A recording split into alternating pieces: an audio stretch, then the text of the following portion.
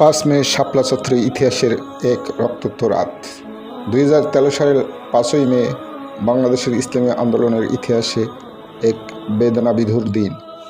হেফাজতে ইসলামের লাখো কর্মী সেদিন রাজধানীর শাপলা চত্বরে সমবেত হয়েছিলেন ইসলামী মূল্যবোধ, নাস্তিকতাবাদ বিরোধী দাবি এবং ন্যায় বিচারের আহ্বানে।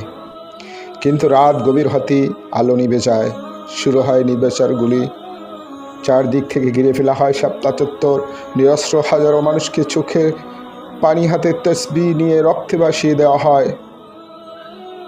কতজন শহীদ হয়েছিলেন আজও সেই সংখ্যা নির্দিষ্ট নয়। অনেক পরিবার হারিয়েছে সন্তান, ভাই কিংবা পিতা, যাদের ফিরে পাওয়া আর সম্ভব হয়নি। এই দিনটি শুধু একটি তারিখ নয়, এটি একটি প্রতিজ্ঞা, এটি একটি স্মৃতি, একটি আত্মত্যাগের প্রতীক।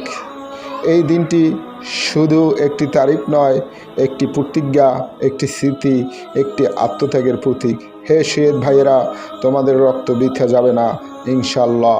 তোমাদের রক্ত কখনোই বৃথা যেতে পারে না ইনশাআল্লাহ।